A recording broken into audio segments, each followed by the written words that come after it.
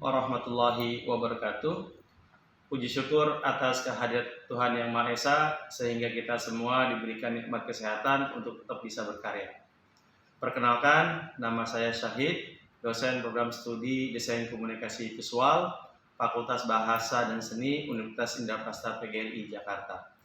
Pada kesempatan ini, saya akan menjelaskan salah satu mata kuliah yang saya ampuh, yaitu aplikasi kewirausahaan, di mana aplikasi kewirausahaan ini adalah mata kuliah wajib yang didapatkan di semester genap dengan jumlah 2 SKS. Mata kuliah aplikasi kewirausahaan ini bertujuan membentuk mindset, moral, dan etika berwirausaha dan menumbuhkan jiwa kewirausahaan mahasiswa serta memberikan keterampilan manajerial bagi mahasiswa mulai dari penyusunan rencana usaha atau bisnis plan, manajemen sumber daya manusia, perencanaan produk, usaha baik barang dan jasa, manajemen pemasaran, pengelolaan laporan keuangan, dan praktik usaha sehingga mahasiswa siap untuk berwirausaha. Adapun capaian pembelajaran yang diharapkan pada mata kuliah aplikasi kewirausahaan, yang pertama, mahasiswa mampu memahami bagaimana menjadi wirausaha sukses. Yang kedua, mampu memahami analisis peluang dan ide usaha, menentukan ide dan gagasan usaha, menganalisis jenis usaha, serta menganalisis pembuatan produk atau jasa. Yang ketiga, mahasiswa mampu menyusun deskripsi usaha. Yang keempat, mahasiswa mampu memahami aspek manajemen dalam bisnis plan, mulai dari perencanaan organisasi, perencanaan produk dan produksi, perencanaan pemasaran, baik pemasaran offline dan online, serta perencanaan keuangan. Yang kelima, mahasiswa mampu menyusun proposal bisnis plan. Yang keenam, mahasiswa mampu mengimplementasikan usaha bisnis plan. Yang ketujuh, mahasiswa mampu menyusun laporan hasil usaha bisnis plan. Yang kedelapan, mahasiswa mampu mempraktekkan dan menyajikan laporan pelaksanaan bisnis plan pada kegiatan Entrepreneur Day Universitas Indraprastha PGRI. Berikut ini adalah materi pembelajaran yang saya berikan kepada mahasiswa. Yang pertama adalah pendahuluan tentang konsep wirausaha sukses. Yang kedua, deskripsi usaha. Yang ketiga, perencanaan organisasi. Yang keempat, perencanaan produksi dan operasional. Yang kelima, perencanaan pemasaran usaha dan digital marketing. Yang keenam, perencanaan keuangan. Yang ketujuh, penyusunan rencana usaha atau business plan. Yang kedelapan, praktik perencanaan organisasi. Yang kesembilan, praktik perencanaan produksi. Yang kesepuluh, praktik pemasaran offline. Yang kesebelas, pemasaran digital. Yang kedua belas, praktik pembukuan sederhana menggunakan aplikasi digital. Yang ke-13, break even point, BEP, payback period, dan return on investment. Yang ke-14, yaitu laporan hasil usaha dalam PPT dan video dan serta presentasi laporan. Sistem pembelajaran mata kuliah aplikasi kewirausahaan yang saya gunakan saat ini, pembelajaran bauran, yaitu pembelajaran dilakukan secara tatap muka, luring, langsung di kelas, dan online atau daring. Pembelajaran daring dilakukan dengan menggunakan aplikasi LMS dan Zoom atau Gmeet. Metode pembelajaran dalam aplikasi kewirausahaan yang saya gunakan yang pertama adalah ceramah, baik untuk pemaparan materi perkuliahan luring maupun daring. Untuk penyampaian materi perkuliahan daring menggunakan Zoom atau Gmeet. Yang kedua, diskusi. Yang ketiga, praktik presentasi kelompok. Komunikasi dan interaksi yang saya lakukan kepada mahasiswa, yang pertama secara langsung, yang kedua menggunakan WhatsApp dalam sebuah grup WhatsApp untuk memaksimalkan komunikasi antara dosen dan mahasiswa via item forum yang tersedia di LMS Unindra. Sistem penilaian pada mata kuliah aplikasi kewirausahaan yang saya gunakan kepada mahasiswa yaitu penilaian kehadiran, penilaian tugas baik individu maupun kelompok, penilaian ujian tengah semester, dan penilaian hasil ujian akhir semester. Berikut ini saya akan tampilkan video proses pembelajaran mata kuliah aplikasi kewirausahaan dan kita saksikan video berikut ini. Oke, baik teman-teman semuanya. Assalamualaikum warahmatullahi wabarakatuh. Waalaikumsalam warahmatullahi wabarakatuh. Oke, selamat malam, salam sejahtera dan salam sehat bagi kita semua. Alhamdulillah pada malam hari ini kita masih bisa melaksanakan perkuliahan kita di pertemuan ke-11 dalam pertemuan perkuliahan aplikasi kewirausahaan. Tentunya pada malam hari ini kita akan membahas tentang materi manajemen pemasaran offline ya, pemasaran offline. Dan tentunya pemasaran offline ini ya nanti teman-teman bisa mempraktekkan pemasaran offline-nya untuk tugas dari mata kuliah perencanaan bisnis plan. Oke, sebelum saya mulai materi, ya di sini saya akan mempresentasi terlebih dahulu kehadiran teman-teman. Saya presentasi terlebih dahulu ya. Saudara Andres Andi Kurniawan. Hadir. Setiadi Catur Saputra. Sahril Mahruf. Putri Auni Adla ada. Muhammad Rehan. Hajarani Hilyati Yahya. Hadir, Pak. Oke, Rian Rahmatullah.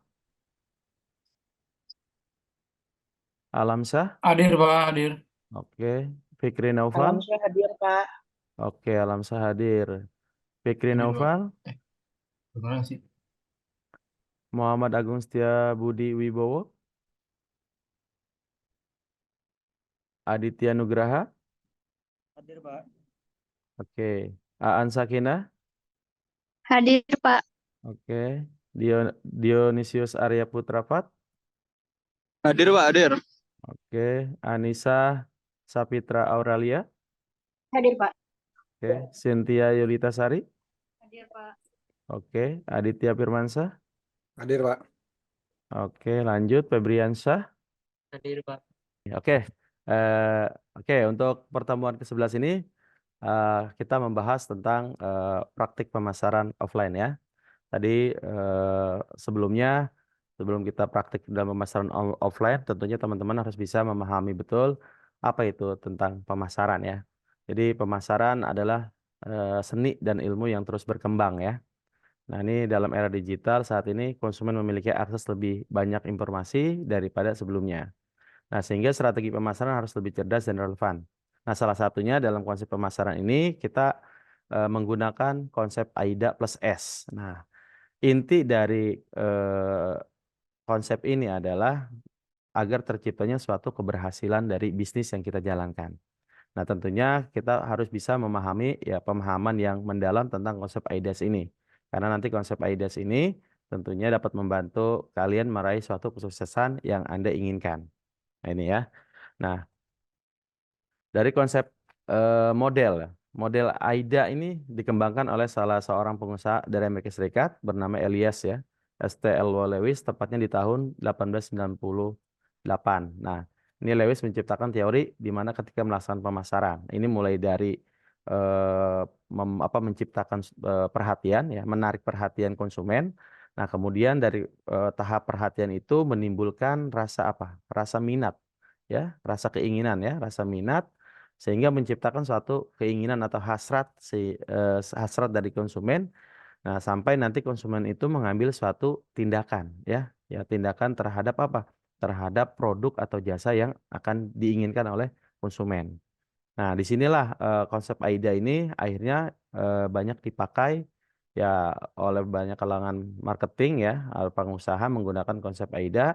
Karena apa? Karena model yang dipakai adalah untuk mengidentifikasi suatu tahapan kognitif. Nah, ya seseorang tentunya pada tahap dan proses membeli suatu produk dan layanan, dan di sini konsumen salah satunya apabila dia sudah mengambil suatu tindakan, nah, dan merasakan suatu kepuasan secara langsung terus-menerus, ini konsumen akan melakukan reorder gitu ya, mencapai kepuasannya sehingga mengalami suatu kebutuhan yang diinginkan berdasarkan tadi dari keinginan. Sehingga konsep AIDA ini sangat sangat mendukung pada proses pada proses pembelian. Nah, konsep ini tentunya menggambarkan serangkaian tahap yang harus dilalui oleh konsumen ya sebelum mereka akhirnya memutuskan untuk membeli suatu produk atau jasa. Dan ini adalah konsepnya AIDA plus S. Ya, di mana konsep AIDA yang pertama itu ada attention atau perhatian. Yang kedua adalah minat atau yang disebut dengan interest. Yang ketiga adalah keinginan atau desire, dan keempat tindakan action, dan plus S yaitu kepuasan atau satisfaction. Nah, yang pertama, tahap pertama di mana ini ada attention ya, perhatian, di mana pada tahap pertama inilah ketika konsumen pertama kali menyadari keberadaan produk atau jasa yang kalian jual gitu ya. Nah, ini adalah saat Anda harus menarik perhatian mereka. Nah, tentunya tahapan ini ya memberi suatu edukasi untuk tidak mengandalkan asumsi ya. Asumsi jika semua orang sudah tahu produk yang dijual. Nah, tentunya pendekatan terbaik adalah menarik perhatian konsumen. Nah, itu. Nah, caranya bagaimana? Ya, nanti ada beberapa contoh penerapan attention gitu ya. Dengan menempatkan iklan yang sesuai gitu, dengan pemasangan misalkan pemasangan eh, identitas usaha kita gitu ya, pelang usaha kita di depan toko gitu yang jelas gitu ya, biar bisa terbaca gitu kan. Nah, terus yang kedua adalah minat, interest. Nah, di mana interest ini adalah menciptakan ketertarikan atau interest bisa menjadi apa? Pekerjaan yang sulit untuk dilakukan. Karena jika produk atau jasa yang tidak menarik, tentunya tidak menimbulkan adanya minat dari konsumen. Nah, setelah mendapatkan perhatian dari konsumen, nah ini kita perlu menciptakan apa? Perlu membangun minat ya, minat terhadap produk atau jasa. Kita mendorong nih dari perhatian terus mendorong konsumen untuk bisa meminati produk atau jasa yang kita jual. Nah, ini tentunya konsumen harus betul-betul merasa tertarik ya untuk memahami lebih lanjut terkait tentang produk atau jasa yang kita jual. Nah, terus yang ketiga adalah keinginan ya atau desire, di mana eh, tahap ini ya penting dipahami karena membantu pelanggan menyadari pentingnya membutuhkan produk atau jasa tersebut. Nah, setelah kita berhasil tahap tadi ya, tahap interest ya, tahap minat gitu ya. Tentunya pada tahap ini di mana kita harus mampu membangun ya konsumen untuk meminati produk dan usaha kita. Nah, tentunya kita harus bisa menciptakan keinginan dalam diri konsumen. Nah, di sini mereka harus apa? Harus merasa bahwa produk atau jasa kita ya, produk jasa Anda yang kalian jual ini adalah terbaik ya. Produk atau jasa yang terbaik untuk memenuhi kebutuhan mereka gitu. Nah, ini untuk tahap desire atau tahap keinginan. Nah, selanjutnya setelah tahap desire ini sudah dilalui, maka nanti konsumen akan melakukan apa? Tindakan, action ya, di mana tahap ini adalah ketika konsumen akhirnya melakukan apa? Tindakan. Seperti apa? Ya, dia membeli produk ya, membeli produk atau jasa kita gitu. Nah, di mana ini adalah puncak dari konsep dari AIDA. Kalau konsumen sudah melakukan beli produk kita atau jasa kita, tentunya nanti akan ada apa? Akan lahirnya atau timbulnya kepuasan. Ya, kepuasan terhadap produk yang kita jual gitu. Produk yang kita perdagangkan atau jasa yang kita jual belikan gitu loh. Nah, di sini kalau konsumen sudah merasa puas ya dengan produk yang kita jual, maka apa? Terciptalah yang namanya kepuasan. Di mana kepuasan ini di mana setelah konsumen membeli produk atau jasa kita, nah ini penting untuk menjaga apa? Tingkat kepuasan konsumen atau kepuasan pelanggan gitu loh. Disinilah konsepnya. Jadi kalau sudah konsumen melakukan pembelian, ya kan, kita senang, ya kan, dia pun harus senang, kan gitu. Jadi kalau dalam perdagangan itu ada konsep S3, suka sama suka gitu ya. Suka sama suka gitu. Dia senang-senang dengan barang kita pun dengan senang kalau konsumen itu belanja di di usaha kita gitu, di produk kita laris gitu kan, konsumen terpuaskan dengan produk yang kita jual belikan. Nah, ini konsep AIDA plus S. Jadi kepuasan setelah konsumen membeli produk atau jasa kita, tentunya kita harus mampu menjaga tingkat kepuasan mereka. Nah, disinilah konsumen yang puas lebih cenderung menjadi apa? Menjadi pelanggan setia dan merekomendasikan apa? Nantinya akan merekomendasikan produk usaha kita atau jasa kita kepada orang lain.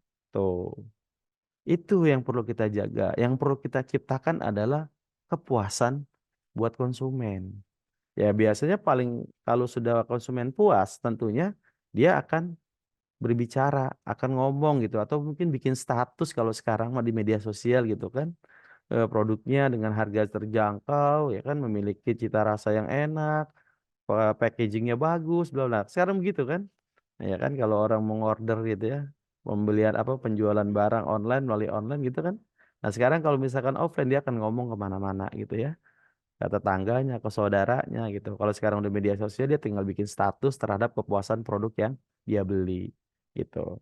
Nah, itu konsep dari AIDA plus S gitu ya. Nah, tujuan konsep dari AIDAS ini ya, AIDA plus S ini salah satunya bagaimana tujuan dari konsep AIDAS adalah menciptakan apa? Menciptakan perjalanan yang mulus untuk konsumen dari awal hingga akhir. Nah, melalui pemahaman dan implementasi setiap tahapan dengan baik. Sehingga kalian dalam menjalankan usaha ini bisa dapat mencapai beberapa tujuan kuncinya. Ya, yang pertama ya misalkan kita sebagai seorang pembisnis atau pengusaha ya atau sebagai seorang pedagang gitu ya. Yang pertama kita harus mampu meningkatkan penjualan. Nah, ini kalau tujuan konsep AIDAS ini sudah berjalan nih, ada tujuannya gitu ya. Tujuannya meningkatkan penjualan, di mana melalui panduan terhadap konsumen ya, tentunya ada tahap-tahap tadi ya, tahap-tahap AIDA sudah kita jalankan. Nah, ini dapat meningkatkan peluang mereka ya untuk membeli produk atau jasa usaha kita. Ini konsumen akan melakukan berulang-ulang, yang boleh disebut itu reorder gitu ya. Kalau dia sudah puas dengan barang yang sudah dibeli, dia akan melakukan pembelian ulang gitu kan ataupun dengan melihat dengan produk lainnya atau produk yang sama. Nah, ini. Terus meningkatkan loyalitas. Nah, ini bagaimana kita tujuan dari konsep Edison adalah meningkatkan loyalitas pelanggan. Nah, ini melalui apa? Kenaikan tingkat kepuasan konsumen setelah pembelian. Nah, di sini kita harus dapat membangun loyalitas yang kuat terhadap konsumen. Nah, ini meningkatkan loyalitas pelanggan, arti kesetiaan ya. Bagaimana kita bisa menciptakan kesetiaan pelanggan terhadap produk yang kita jual atau kepada usaha kita gitu ya. Nah, terus yang ketiga adalah meningkatkan brand awareness. Nah, ini bagaimana melalui perhatian konsumen ya usaha kita juga dapat meningkatkan kesadaran merek. Nah, kesadaran merek di sini artinya ya merek kita pun perlu kita tingkatkan produknya gitu ya. Nah, dan yang keempat adalah meningkatkan efisiensi pemasaran. Nah, di sini konsep AIDAS tentunya membantu Anda mengarahkan ya upaya pemasaran usaha Anda dengan lebih fokus dan efektif. Nah, itu. Jadi lebih fokus dan efektif tentunya bisa menghemat biaya dari segi pemasaran offline-nya. Selanjutnya satisfaction. Nah, ini di mana contoh penerapan kepuasan ya. Dalam contoh kepuasan satisfaction ini di mana tahap kepuasan adalah tahap pasca pembelian yang sangat penting.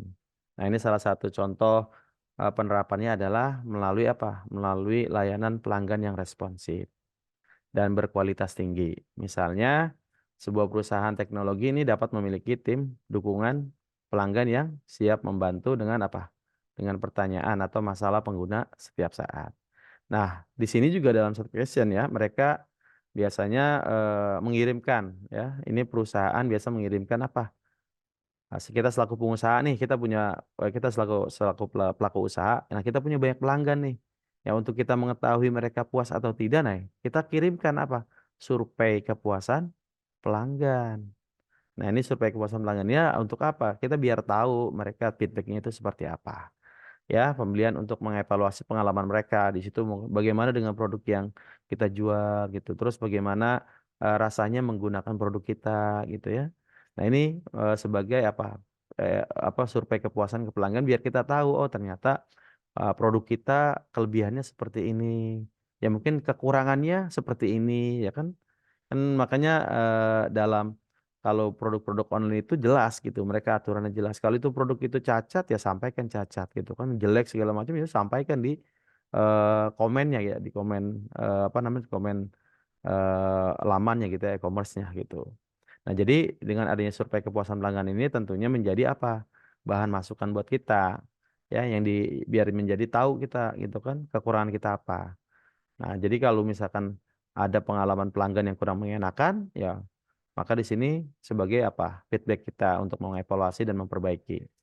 Jika ada keluhan atau masukan perusahaan tersebut, sehingga apa? Meresponnya dengan cepat dan memperbaiki masalah-masalah yang ada. Nah, itu. Nah, sehingga melalui cara ini ya tentunya mereka memastikan apa? Memastikan pelanggan merasa puas dan siap untuk membeli lagi produk atau jasa yang mereka inginkan gitu. Nah, akhirnya dengan adanya rasa kepuasan ini ya konsumen merekomendasikan kepada orang lain. Nah, itu. Nah, ini konsep AIDA plus S. Gitu ya. Nah, ya. Oke, sampai sini ada yang mau ditanyakan? Silakan kalau ada yang bertanya terkait tentang manajemen offline dengan konsep AIDA plus S. Pak, saya izin bertanya, Pak. Ya, silakan Anissa. Jadi tadi untuk konsep atau model AIDA ini kan ada banyak ya penjelasannya, dari mulai AIDA itu kan untuk tahap pemasarannya bisa berjalan sukses gitu kan untuk Iya. menarik. Nah, untuk mengantisipasi terjadinya ketidaksuksesan dalam pemasaran, Mm-mm. di dalam AIDA ini apa ada kelemahannya, Pak? Dan gimana cara mengatasinya dalam model AIDA-nya? Terima kasih, Pak. Iya. Oke, yang pertama kekurangan berarti ya. Kekurangan dari model AIDA ini memang perlu kita perhatikan ya. Karena model funnel AIDA ini bukan bukan tanpa kekurangan ya. Jadi tentunya ada beberapa kekurangan dari model AIDA ini. Yang pertama memang tidak memperhitungkan buyer journey ya. Buyer journey ini yang non linear. Di mana kalau kita lihat ini buyer journey ini adalah perjalanan seseorang ya, perjalanan seseorang pembeli sebelum memutuskan untuk membeli suatu produk. Nah, dalam tahapan buyer journey ini umumnya terdiri ada tiga bagian. Yang pertama ada kesadaran, pertimbangan, dan keputusan. Nah, ini kekurangannya nih, ya. Di mana dalam kesadaran pada tahap ini prospek menyadari bahwa dia memiliki masalah, kekhawatiran atau risiko. Misalnya jika seseorang mendengar cerita tentang keluarga yang mengalami kesulitan finansial ya setelah kepala keluarga terkena musibah, maka dia mulai menyadari potensi risiko yang serupa gitu. Nah, kesadaran ini menjadi langkah awal dalam buyer journey. Yang kedua, tidak memperhitungkan impulse purchase. Nah, di mana impulse purchase ini eh, yaitu pembelian spontan, ya, pembelian spontan, ya, tidak memperhitungkan impulse purchase ini pembelian spontan, di mana pembelian spontan ini adalah perilaku atau sebuah keputusan yang tidak terencana untuk membeli suatu produk atau jasa. Nah, keputusan untuk membeli ini biasanya terjadi tiba-tiba atau dadakan. Jadi kita awalnya nggak punya niat nih buat beli gitu kan. Nah, tiba-tiba ada aja produk yang kita beli gitu. Pembelian spontan gitu ya. Nah, sehingga pembelian yang secara tiba-tiba ini setika sebelum melakukan pembelian. Nah, pembelian impulsif ini terjadi ketika emosi, perasaan, dan sikap memainkan peran yang menentukan untuk pembelian. Nah, itu untuk kekurangan dari panel AIDA. Terus yang ketiga adalah terlalu membuat proses pembelian seseorang terlalu simpel. Nah, yang keempat tidak melibatkan faktor-faktor ketika membeli seperti kesediaan barang, harga ya, kepuasan konsumen ataupun rekomendasi dari lingkungan sekitar. Nah, itu yang menjadi kekurangan-kekurangan dari konsep AIDA. Gitu. Kasih ya, Pak. Jadi ada 4 ya, Pak. Ada Iya. buyer journey, Ya, lalu tadi yang ada betul. ya, Ada buyer journey, impulse purchase ya. Nah, itu. ya, terlalu simpel ya proses pembeliannya dan tidak melibatkan faktor-faktor lain dari Bet- pembeli ya. Betul Baik, itu. terima kasih jawabannya. Oke, terima kasih. Oke, ada lagi? Silakan. Saya Pak Alex mau nanya. Oke, silakan Alex. Kalau kelebihannya AIDA sendiri itu apa Pak? Terus apakah bisa, ini kan tahapan Pak, apakah dia bisa lompat misalnya dari attention langsung ke action gitu Pak?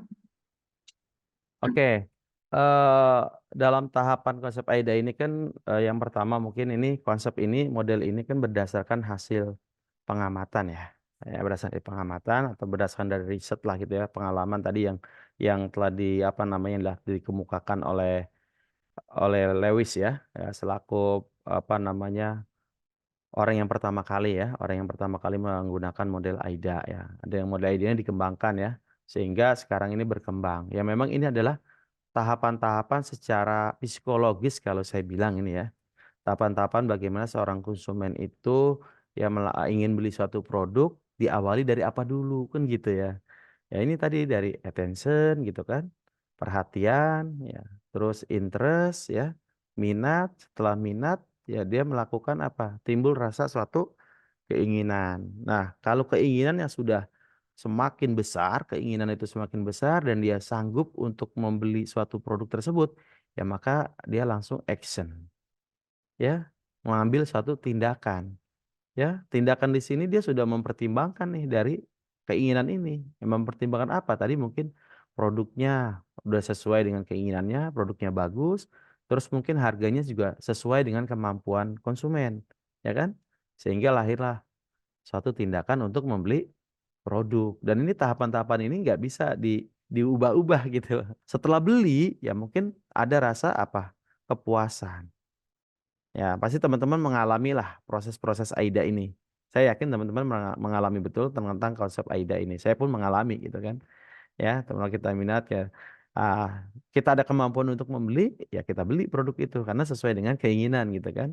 Nah, selain itu kelebihan dari model AIDA sendiri yang pertama mampu menggambarkan proses pembelian seseorang dengan sangat sederhana. Yang pertama.